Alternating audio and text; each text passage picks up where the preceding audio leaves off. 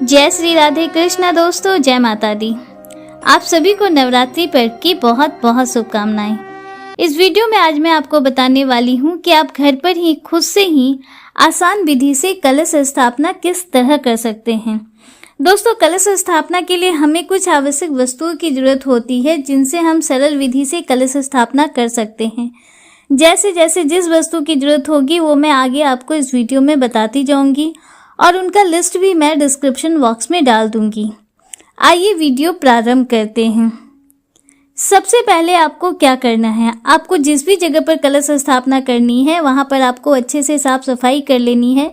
वहाँ पर आपको एक चौकी लगानी है, उसके ऊपर आपको लाल या पीला वस्त्र बिछाना होता है। इसके बाद आपको एक कलश चाहिए होगा। कलश आप धातु का भी ले सकते हैं या फिर मिट्टी का। धातु में आप कांसा, पीतल या तांबे का कलश ले सकते हैं। आपकी जैसी इच्छा हो आप वैसा कलश ले सकते हैं। आपको कलश लेने के बाद कलश के ऊपर मौली बांधनी है। कलश को कभी भी दोस्तों कोड़ा नहीं रखा जाता है, इसलिए आपको कलश के ऊपर मौली बांधनी होती है। इसके बाद आपको कलश के ऊपर स्वास्तिक का निशान बना लेना है। जब आप स्वास्तिक का निशान बना लेंगे, इसके बाद कलश में आपको गंगा जल डालना है। बहुत थोड़ा सा गंगा जल आप डालिएगा। गंगा जल के बाद हम लोग कलश में शुद्ध जल भरेंगे। कलश को ऊपर से बस थोड़ा सा ही खाली रखिएगा क्योंकि उसमें हमें कुछ चीज़ें डालनी होती हैं। आप कलश को कंठ तक शुद्ध जल से भर दीजिएगा। इसके बाद आपको कलश में डालने के लिए कुछ चीज़ें चाहिए होंगी। आपको हल्दी की गांठ चाहिए होगी, आपको एक इलायची चाहिए होगी, लौंग आपको चाहिए होगा। लौंग आप देख लीजिएगा कि बिल्कुल साबुत हो, उसके फूल टूटे हुए नहीं हो। इसके बाद कुछ अक्षत आपको कलश में डालने हैं। अक्षत आप बिल्कुल थोड़ा सा ही लीजिएगा क्योंकि चावल के दाने जल में फूल जाते हैं तो अजीब सी सीलन वाली गंध आती है। आपको एक सुपारी चाहिए होगी। इसके अलावा आपको एक सिक्का डालना है। सिक्का आप नॉर्मल भी ले सकते हैं या फिर आप चाहें तो चांदी का सिक्का भी आप कलश में डाल सकते हैं। इसके बाद आपको एक पुष्प भी कलश में डालना होता है। इसके बाद आपको कलश में डालने के लिए आम के पल्लव की आवश्यकता होगी। दोस्तों, आप आम के पत्ते भी कलश में ले डाल सकते हैं या फिर अगर आप चाहें तो आप अशोक के पत्ते भी डाल सकते हैं। कोशिश कीजिएगा कि आम के पत्ते आप ऐसे लें जिसमें डंठल लगे हों। अगर आप सिर्फ आम के पत्ते लेते हैं तो उनके 9 दिनों में मुरझाने का डर होता है, पर यदि आप ऐसे डंठल के साथ लेते हैं तो डंठल के द्वारा कलश का जल पत्तों तक पहुंचता रहेगा और वो जल्दी मुरझाएंगे नहीं। आप पत्ते 5, 7, 9 की मात्रा में ले सकते हैं। मेरा ये 9 पत्तों वाला डंठल है। आपको आम के पत्तों पर रोली और हल्दी का तिलक करना होता है। आप हर एक पत्ते पर हल्दी और रोली का तिलक जरूर कर लीजिएगा। ये देखने में भी सुंदर लगते हैं और शुभ भी होते हैं। इसके बाद आपको इसे कलश पर स्थापित करना है। इसके बाद आपको एक नारियल लेना है। नारियल ध्यान रखिएगा जटा वाला हो और पानी वाला हो। आप नारियल को बजाकर जरूर देख लें कि उसमें पानी है या नहीं। आप ध्यान रखिएगा कि नारियल हमेशा जटा वाला ही कलश के ऊपर रखा जाता है। आपको नारियल में लपेटने के लिए लाल चुनरी चाहिए होती है। अगर आपके पास चुनरी ना हो तो आप लाल या पीला वस्त्र ले सकते हैं और अगर वह भी उपलब्ध ना हो तो आप सिर्फ कलावे से ही नारियल को बांध सकते हैं। आइए मैं आपको नारियल बांध के दिखाती हूँ।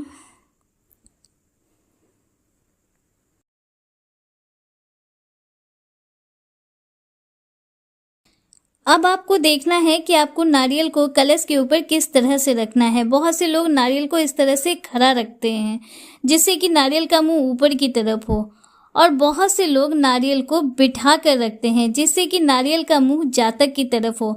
आप हमेशा ध्यान रखिएगा, अगर आप नारियल को बिठा कर रख रहे हैं तो नारियल का जो मुंह होता है, नारियल की जो आँख होती है वो जातक की तरफ होनी चाहिए। ये पूर्णतः आपके ऊपर निर्भर है कि आप नारियल को कलश के ऊपर किस तरह रखते हैं। इसके बाद दोस्तों आपको पूर्ण पात्र चाहिए होता है। पूर्ण पात्र कलश का ढक्कन होता है जिसमें हम चावल भरकर रखते हैं, इसे ही हम पूर्ण पात्र कहते हैं। ध्यान रखिएगा कि चावल कोरे ना हो। मैंने इसमें हल्दी मिलाई हुई है। आप कभी भी कोरे चावल पूजा में इस्तेमाल ना करें। इसे आप कलश के ऊपर रख देंगे। सावधानी से रखिएगा, कलश पे इसे अच्छी तरह से बिठा दीजिएगा और इसके बाद इसके ऊपर, इस पूर्ण पात्र के ऊपर आपको नारियल को स्थापित कर देना है।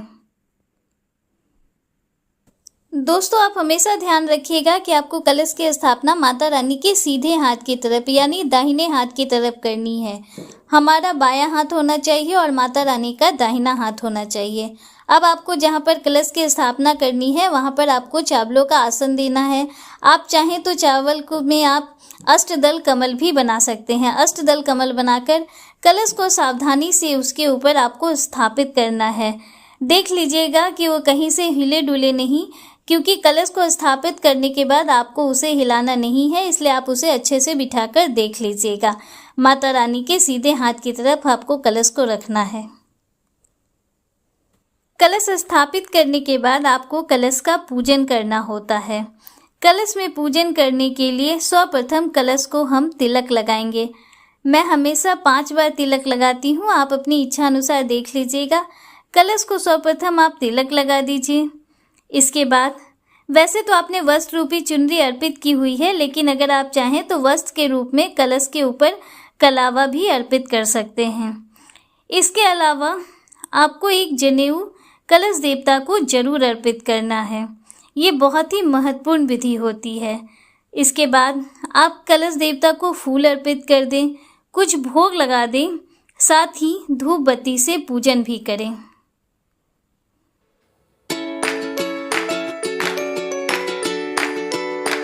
आप इस प्रकार सरल विधि से कलश स्थापना घर पर ही बिना किसी पंडित के खुद से भी कर सकते हैं। दोस्तों उम्मीद करती हूँ कि कलश स्थापना की ये विधि आपको पसंद आई होगी और वीडियो आपको अच्छा लगा होगा। अगर वीडियो आपको अच्छा लगा हो तो वीडियो को लाइक कीजिए, दूसरों के साथ शेयर कीजिए, कमेंट में हर हर महादेव, जय श्री राधे कृष्णा जरूर लिखिए। अगर आप हमारे चैनल पर पहली बार आए हैं तो चैनल को सब्सक्राइब कीजिए, बेल आइकन जरूर प्रेस कीजिए, जिससे आगे भी आपको ऐसी ही रोचक जानकारियाँ मिलती रहें। मिलते हैं आपसे अगले वीडियो में, तब तक के लिए हर हर महादेव, जय श्री राधे कृष्णा, राधे राधे।